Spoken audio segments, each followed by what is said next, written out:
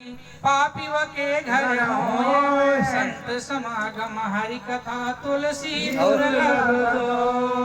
संत महापुरुषों का पावन सानिध्य, उनका दीदार, उनका साक्षात्कार और दर्शन इस मानव जीवन के सिवा और को आपको कभी और मिलने वाला नहीं है। लेकिन जो दुर्लभ वस्तु थी आपको मिल गई, और मिलने के बाद हम आपने क्या किया? अरे दुर्लभ साज सुलभ करी पावा और करण धार सतगुरु जनावा। दुर्लभ साज 84 लाख योनियों में, अनंत जीवात्माओं के अंदर में, योनियों के अंदर में, शरीरों में भटकते हुए हमें आपको अनंत शरीर प्राप्त हुई, अनेकों अनंत जीवन मिले। इतना सब मिलने के बाद भी भैया हम आप क्या कभी गुरु की भक्ति कर पाए, भगवान का भजन कर पाए? मैं आप लोगों से पूछता हूँ, अगर आपको भैया ईंटा चाहिए, अगर आपको ईंट चाहिए तो क्या चाय की दुकान पर जाओगे ना? अगर आपको अनाज चाहिए, गेहूं चाहिए, चावल चाहिए, दाल चाहिए, तो आप किराने की दुकान पर जाओगे या सीमेंट मोरन की दुकान पर? किराने की। या तो जहां पर भगवान मिलते हैं, क्या कभी उस दुकान पर हम गए? कहाँ मिलते हैं भैया? ये संत महापुरुषों के पावन सानिध्य में, सदगुरु के दरबार में मिलते हैं भैया। और ये दुनिया की दुकान में मिलने वाले नहीं है, क्योंकि जो दुनिया की दुकान में मिलता है वो आपके साथ जाएगा नहीं। एक दुनिया में बड़ी बीमारी है भैया, लोग कहते हैं महाराज ऐसा है, अगर मैंने ये काम ना किया होता तो इनका ये काम बिगड़ जाता। मैंने आज अगर गेहूं की मड़ाई ना कर लिया होता, पानी बरस गया होता। यानी कहते लोग यही कहते हैं कि हमारे द्वारा इनका बचाव हो गया। आज हर एक गांव के अंदर में, हर एक घर के अंदर में रामायण का पाठ होता है ना भैया। जब हनुमान जी माँ जानकी की खोज के लिए पहुंचते हैं कहाँ, लंका में, और अशोक के पेड़ के ऊपर चढ़ पड़े भैया, तो उस समय क्या हुआ? अरे तेही अवसर रावण तहाँ आवा, संग नारी बहु किए बनावा। उसी समय रावण आता है भैया, और हनुमान जी कहाँ थे भैया? अरे तरु पल्लव महुरहा लुकाई, और करे विचारी करम का भाई। मन ही मन विचार कर रहे थे, मैं कैसे माँ जानकी के सामने जा करके अपनी बात को रखूं भैया। उसी समय रावण आता है। रावण आने के बाद क्या कहा? अरे मास दिवस मोह कहा न माना, तब मैं मार विकाढ़ी कृपाना। अगर 1 महीने के भीतर आपने मेरी बात नहीं मानी तो मैं अपने कृपाण से तुम्हारा सर काटूंगा। भैया हनुमान जी जल उठे। जैसे आप बैठे हो, अगर आपकी पत्नी को, आपके बेटे को, आपके बाप को कोई कह दे, मन कह रहा है इनको 4 लाठी लगाएं, तो कैसा लगेगा सुनने में? और हनुमान जैसे भक्त, जब माँ जानकी के लिए रावण ने ऐसे शब्दों का उपयोग किया, हनुमान भीतर ही भीतर जल उठे। कहा कि मन तो यही कर रहा है, उठाकर इसको यही से पटक दूं, इसके प्राण पखेरू भैया। लेकिन इतने पर जब रावण समझा करके चला गया, दो भैया उसकी पत्नी मंदोदरी ने हाथ पकड़ लिया, कहा कि नाथ आप भूल मत जाइए, अगर आप नारी पर हाथ उठाएंगे दुनिया आपको क्या कहेगी? अब देखिए हनुमान को गुस्सा आया ना, लेकिन बचाने वाला कौन आया? मंदोदरी खड़ी हो गई बीच में। इसके बाद क्या हुआ? तो बहुत डर गई माँ जानकी। इतने पर जो है त्रिजटा आई। अरे त्रिजटा नाम राक्षसी का, राम चरण रति निपुण विवेका। सपनो सपनो बोली बुलायसी, सपना सीतहि से ही करो हित अपना। कौन सा हित करिए? अरे सपने बानर लंका जारी, जातु धान सेना सब मारी। हरियारूढ़ नगन 10 सीसा, मुंडित सिर खंडित भुज बीसा। यही विधि सो दक्षिण दिश जाई, लंका मनो विभीषण पाई। नगर फिरी रघुबीर दोहाई, तब प्रभु सीता बोली बढ़ाई। मियां इतने पर त्रिजटा आई और आकर के क्या कहती है कि ऐसा है, जितने राक्षसियां वहां पर इकट्ठा थी सबको बुला करके कहा कि मैंने एक स्वप्न देखा रात में। कहा कि कौन सा?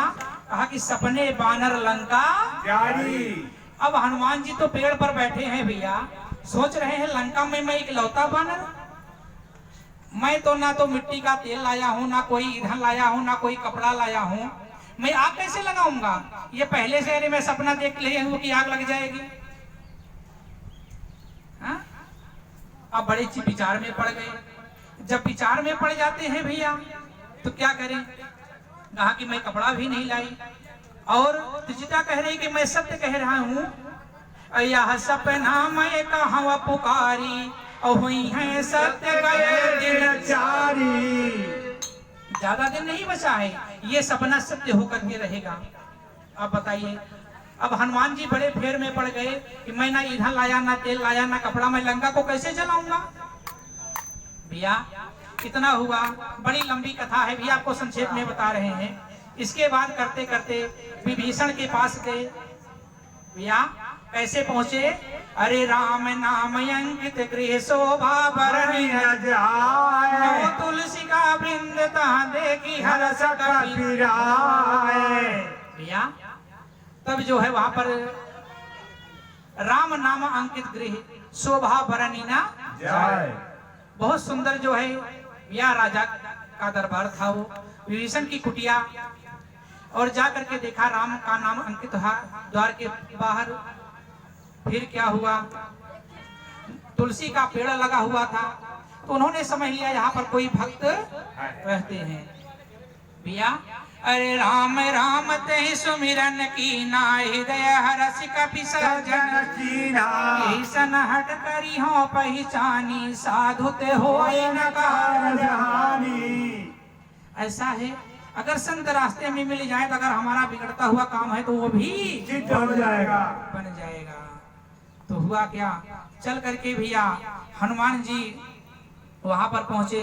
पहुंचने के बाद उन्होंने भैया अपनी व्यथा सुनाई, और जा करके भैया माँ जानकी से विदा लिया, बताया, उनसे मिले कि यह मुद्रिका मात में यानी दीन राम तुम का सैदानी, यानी बहुत संक्षेप में बता रहे हैं भैया, बड़ी लंबी कथा।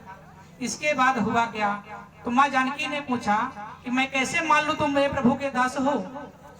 अरे नर बानर हो संग कहूं कैसे, कही कथा भई संगति जैसे। अरे नर और बानर में कैसी मित्रता? तो उन्होंने अपनी सारी आबिती को बताया। बताने के बाद क्या हुआ? कहा कि लागी मोहि माँ तो मोहि यति लागी यति भूखा। कहा कि हे माँ मुझे बड़ी जोर की भूख लगी है। अरे कहा बेटा यहाँ पर बड़े राक्षस रखवारी करते हैं, कैसे तुम खाओगे?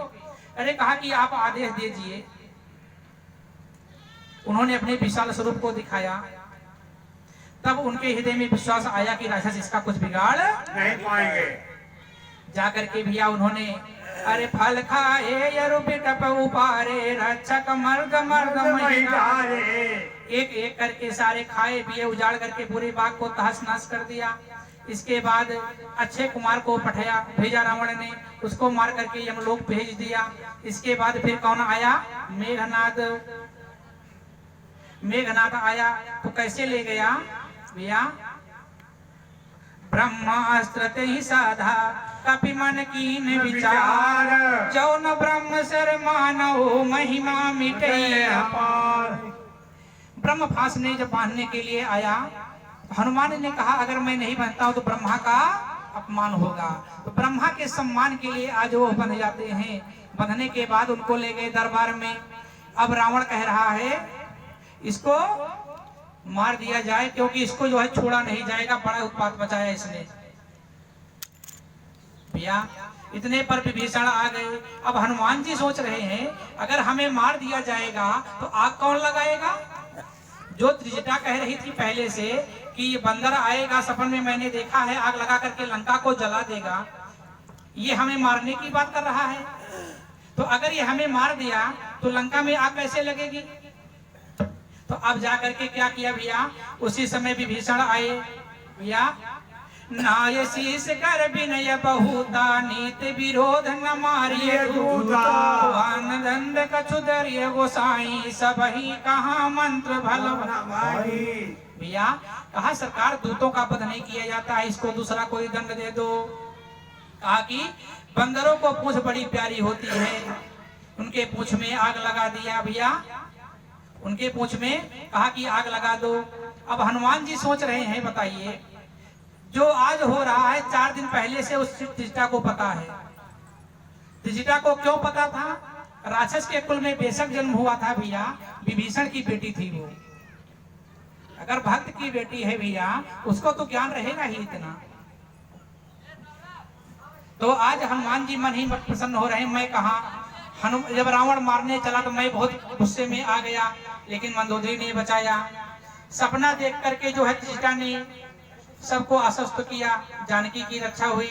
इसके बाद जो है विभीषण ने आकर के मुझे रावण के कोप से बचाया, नहीं तो मैं मार दिया जाता वहां पर। तो भैया एक बात हमें आपको अपने दिमाग से निकाल देना चाहिए कि जो हो रहा है वो आपके किए के अनुसार ही हो रहा है, क्योंकि कर्म 3 प्रकार के होते हैं। क्रियमाण कर्म होता है, संचित कर्म होता है और प्रारब्ध होता है। आप ये सोचिए कि दुनिया में किसको आप बचा सकते हो भैया? आप महाभारत के अंदर में आप देखिए, वेदव्यास जैसे सदगुरु, श्री कृष्ण जिसके मामा, अभिमन्यु जिसका पिता, उत्तरा के पति का क्या नाम था? अभिमन्यु भैया। लेकिन आज जब जो है ब्रह्मास्त्र छोड़ा गया ना, तो क्या हुआ?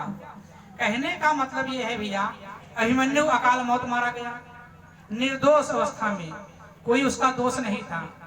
बताइए, तो जब समय आ जाता है भैया, काहू न को कर सुख दुख दाता, निज कित कर्म भोग सुभ्राता। हर कोई अपने अपने कर्म का ही फल पाएगा, इसको कोई बांटने वाला नहीं है। तो इसीलिए भैया, तो हमें आपको ध्यान देना चाहिए। हम आप कुछ भी कर लेंगे भैया, हम आप कुछ भी कर लेंगे, लेकिन जब तक गुरु की भक्ति भगवत भजन नहीं करेंगे, तब तक हमारे आपके जीवन का कभी कल्याण होने वाला नहीं है। ऐसे आपने नामदेव का नाम सुना होगा। नामदेव जी कौन थे भैया? नामदेव जी के पिता का नाम था दामा सेठ।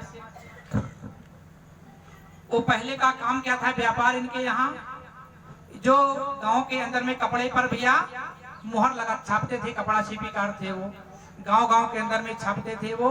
उससे जो पैसे मिल जाए उनके परिवार का जीवन यापन चल रहा था। एक दिन क्या हुआ,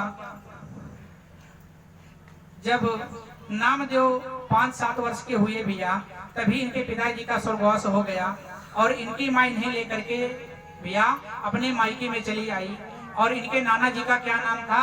वामदेव जी भैया। जब वहां पर लेकर के चले आए तो भैया, तो वामदेव क्या करते थे भैया?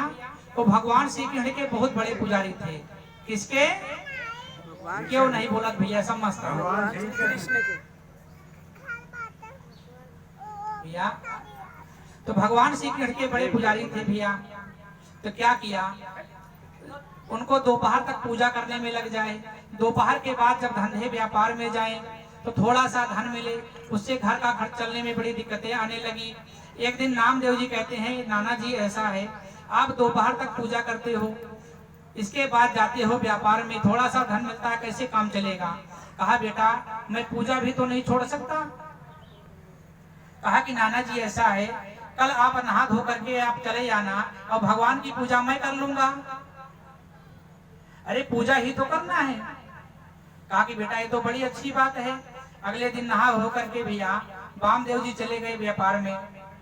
और इसके बाद क्या किया, नामदेव जी नहा धो करके आए भैया, भगवान को स्नान कराया, सुंदर तिलक लगाया, कपड़े पहनाए और एक गिलास दूध ले जा करके उनके सामने रख दिया।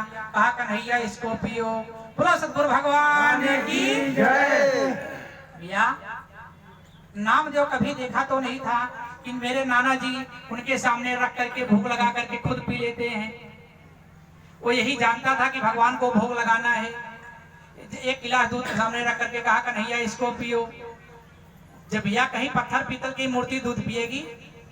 पिएगी, लेकिन कब? कि जब प्रबल प्रेम के पाले पढ़कर प्रभु को नियम बदलते देखा, उनका मान भले टल जाए पर जन का मान न टलते देखा।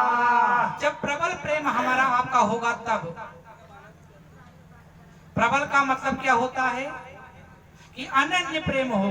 अनन्य का मतलब है जिससे आपका प्रेम हो उसके बीच में कोई तीसरा ना हो, उसी का नाम अनन्य है, जिसमें अन्य ना हो। प्रबल आज संसार से एक ऐसा प्रेम है, निर्बल प्रेम है। चाहे माता से हो, पिता से हो, भाई से हो, बंधु से हो, भैया प्रेम निर्बल है कि सबल है भैया? निर्बल। इतना निर्बल है भैया कि मतलब निकल गया भैया, जान पहचान नहीं है। तो प्रबल प्रेम का मतलब क्या होता है? यानी कि शरीर छूट जाए, सर कट जाए, लेकिन अपने पद से कभी वो नीचे नहीं ना उतरे। तो अब सामने रख दिया, कहा कन्हैया इसको पियो। तो थोड़ी देर देखा, नहीं पिया। कहा कि लग रहा है तुम हमें बच्चा समझ रहे हो, इसलिए पीने में आपको संकोच हो रहा है। अच्छा मैं अपने आंखें बंद कर लेता हूँ, अब पी लो, हमें दर्शन न दो, हमें कोई चिंता नहीं है। हाँ, लेकिन दूध पी लो। आंखें बंद कर लिया, कुछ देर बाद खोला, फिर भी नहीं पिया था। इसके बाद क्या किया? कहा कि अच्छा है मैं मुंह फेर लेता हूँ, पीछे को कर लेता हूँ, अब पी लो आराम से। फिर भी ना पिया। यानी कहने का मतलब 2, 2.5, 3 घंटे बीत गए, जब नहीं पिया। कहा कि लग रहा है आज पहले ही दिन नाना से कुटाई करवाओगे, इससे अच्छा है नाना जी आए उससे पहले मैं मर जाऊंगा। अब नाना जी को मुंह नहीं दिखाऊंगा, क्योंकि नाना जी इतना गुस्सा करेंगे, हे नामदेव तुम्हारे चक्कर में आज मेरे भगवान दिन भर भूखे रह गए। तो वही बांस में कटार रखी हुई थी, कटार को उठाया, जैसे मारने को चले वैसे पीतल की मूर्ति से निकल करके कन्हैया ने नामदेव का हाथ पकड़ लिया। बोलो सतगुरु भगवान की जय। जब नामदेव का हाथ पकड़ लिया, पकड़ने के बाद क्या हुआ? कहा नामदेव तुम कटार मत मारो, मैं दूध को पीऊंगा। दूध जब पीने लगे कन्हैया, नामदेव को लगा ये तो सारा पी जाएंगे, प्रसाद भी नहीं छोड़ेंगे। सही बात है, बुखार आवेगा। फिर से हाथ खटाका पर कहा खबरदार, जैसे नाना जी के लिए प्रसाद छोड़ते थे वैसे मेरे लिए भी छोड़ दो। क्या करें? इसी का नाम प्रबल प्रेम है। प्रबल प्रेम हुआ, प्रसाद भी दिया। इसके बाद जो है भैया राधिका अगले दिन दरबार में गए। प्रभु राधिका ने कहा प्रभु आज आपको बड़ी देर हो गई आने में। अरे कहा कि राधे मेरा एक भक्त ऐसा था, मुझे वहां प्रकट होना पड़ा, तो देर तो लग ही जाएगा। और 2-3 घंटे वैसे ही लग गए थे पहले ही। तो कहा कि प्रभु क्या उस भक्त का दर्शन आप हमें नहीं कराएंगे? कहा क्यों नहीं। अगले दिन राधिका भी आ गई। तो नामदेव ने नानी से कहा नानी ऐसा है, अब 2 गिलास दूध देना, 1 गिलास में काम नहीं चलेगा। उनके साथ राधिका भी आती हैं। सोचने लगी नानी, कहा कि भूखा होगा, मतलब दोपहर तक पूजा करता है, बच्चा है, 2 गिलास दूध दे दिया, पिए। इसके बाद उनको रानियों को पता लगा, सत्यभामा, जामवंती, रुक्मणी इत्यादि सबको बारी बारी से उनका पूरा परिवार आने लगा। तो नामदेव एक दिन गुस्से में खड़ा हो गया। कहा देख कन्हैया ऐसा है, तू दुनिया के लिए भगवान होगा लेकिन मेरे लिए भगवान नहीं है। अगर तुझे दूध पीना है तो मेरे साथ गैया भी चरानी पड़ेगी। ऐसे अब दूध नहीं मिलेगा, पूरे परिवार को ला करके पिला जाओ। अब जो है प्रबल प्रेम के बंधन में बंध करके प्रभु ने क्या किया भैया, उनके साथ गैया भी चराने जाएं, गाय का चारा पानी भी करें, सब कुछ करने लगे। और समय बीतता गया। एक दिन जो है भैया इनकी नानी इनके नाना जी से कहती हैं, अरे कहा कि आप 1 गिलास दूध का भोग लगा करके उसी दूध के भरोसे उसी को पी करके आप दिन भर धंधे व्यापार में लगा रहते थे। ये नामदेव 4-6 किलो जितना दूध होता है सब ले जाता, कहता कि इनका परिवार आता है। अरे जरा 1 आध दिन रुक करके देखो क्या बात है। कहा कि ठीक है आज ही मैं रुकता हूँ। रुक गए। नामदेव जी ने उनको नहलाया धुलाया, आसन पर बैठाया, सुंदर तिलक माला लगाया, कपड़े वस्त्र पहनाए, आभूषण पहनाए। इसके बाद भोग लगाया, दूध रख दिया। कहा कन्हैया इसको पियो। अब जो है भैया दूध तो कम हो रहा है लेकिन कन्हैया दिखाई नहीं पड़ रहे हैं। क्यों भैया? अगर अपना ज्ञान और बुद्धि आप लगाओगे, जब तक सदगुरु आपकी दिव्य दृष्टि खोलेंगे नहीं, उससे उसका दीदार आप दर्शन कर नहीं पाओगे। वो परमात्मा दिन भर आपके सामने आएगा और जाएगा, लेकिन उससे पहचानोगे कैसे? जैसे किसी को आपने कभी जीवन में देखा नहीं और आपके सामने 100 बार आए जाए, तो कैसे पहचानोगे कि यही भगवान है? तो गुरुदेव का काम सिर्फ यही होता है, आपकी दिव्य दृष्टि को खोल करके उसका दर्शन कराते हैं। जब वह स्वरूप आता है तो हमें आपको आभास अनुभव हो जाता है कि ये भगवान आ गए हैं। तो कहा कि प्रभु ऐसा है, मेरे नाना जी को भी दर्शन दो। तो आवाज आ रही है लेकिन उनका रूप नहीं आ रहा है। कहा नामदेव ऐसा आज नहीं कल। कहा खबरदार, अगर कल दूध तब मिलेगा जब पहले नाना जी को दर्शन दोगे, नहीं तो दूध मिलना बंद। हम तुम्हारे कोई नौकर चाकर नहीं है। हाँ, दूध पीना है तो पहले कर्म करना पड़ेगा। तो आज प्रेम के बंधन में बंधकर अपनी अंगुली पर नचाया कन्हैया को। और जब उनको दर्शन दिया, उन्होंने कहा कि प्रभु मेरा सारा जीवन बीत गया, आपने कभी हमें दर्शन नहीं दिया। कहा कि हे नामदेव, वामदेव जी, आप हमेशा एक लोकाचार के अंदर में पड़े हुए थे कि लाओ हम अपना ऐसे रख करके भोग लगा दें। का भगवान खाने आते हैं? या आना और जाना उसको पड़ता है जो यहाँ है और आपके बाजार में नहीं है। लेकिन जब परमात्मा हर एक जगह पर है, उसे आने और जाने की जरूरत नहीं है। तो भैया, तो आज ऐसा करते करते भैया समय बीतता गया। नामदेव जी दुनिया के देश के जाने माने संत कहलाने लगे। एक दिन अपने तमोरे को बजाते हुए, भगवान श्री कृष्ण का गुणगान करते हुए राजस्थान के भैया में चंद्रभागा नदी है। चंद्रभागा नदी के बगल में स्वामी ज्ञानेश्वर जी का आश्रम था। वहां पर जब पहुंचते हैं नामदेव जी कृष्ण का गुणगान करते हुए, तो ज्ञानेश्वर जी ने सोचा कि हमें लग रहा है ये नामदेव अभी गुरु भक्त नहीं है। तो उनको आवाज दिया, अरे नाम्या जरा इधर तो आ। उनको बड़ा बुरा लगा, दुनिया में मेरा कितना मान सम्मान है, हमको पुकार करके बुला रहा है। गए, कहा कि ये बता तू गुरु की शरण में गया है? अरे कहा कि महाराज तुम्हारा दिमाग खराब है। कहन क्यों? अरे कहा जिसके लिए दुनिया गुरु करती है उसको मैं अपनी बाई कंगुली पर नचाता हूं। अरे कहा किसको ना चाहते हो? कहा कन्हैया को। कहा जानते हो कौन है? अरे महाराज कैसे नहीं जानते हैं, देवकी वसुदेव के पुत्र हैं, नंद यशोदा ने पालन किया, राधा से उनका प्रेम है, उनके परिवार है, यानी सब कुछ बताया। अरे कहा कि तू कुछ नहीं जानता है। कहा कैसे? कहा कि तू मेरी बात तो मानेगा नहीं, जा करके कन्हैया से पूछ लेना कि प्रभु मैं आपको जानता हूँ, तो आपका सारा जो है समस्या का समाधान वहां पर हो जाएगा। अब तो भैया इनके जो है इतना खजुलाहट देह में बढ़ी, इतनी जो है इनके शरीर में अग्नि लग गई। कहा कि मेरा सारा जीवन बीत गया, 40 साल की उम्र बीत गई, अभी कह रहे हैं कि ये अपने महाकृष्ण को आपने जाना ही नहीं। जा करके भैया वहां पर पहुंचते हैं अपने अपने घर पर, और पूजा स्थान पर पहुंच करके प्रभु को पुकारा। कहा कि प्रभु आपको जल्द ही आना होगा। तो भाई आज इनके बंधन में प्रेम में खींच करके भगवान श्री कृष्ण प्रकट हुए। कहा कि हाँ बोल नामदेव क्या बात है? कहा कि सरकार देखिए ऐसा है, आज गोल गोल घुमाने की बात नहीं है, सीधा सीधा उत्तर देना है। आप पहले ये बताइए 1000 बात की बात, मैं आपको जानता पहचानता हूं कि नहीं? ये सार नो। अरे कहा नामदेव, कहा इस चक्कर में पड़ गए तुम? कहा कि मैंने प्रभु पहले बोल दिया था कि आज घुमाने की बात नहीं है, आप हाँ या ना में बताइए कि मैं आपको जानता हूं कि नहीं। भगवान श्री कृष्ण जोर से हंसे।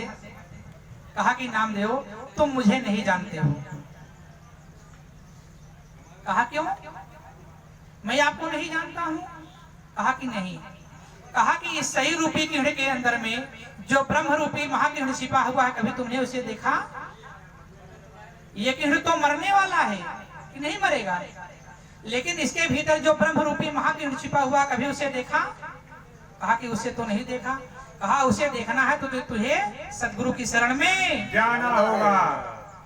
अब तो भैया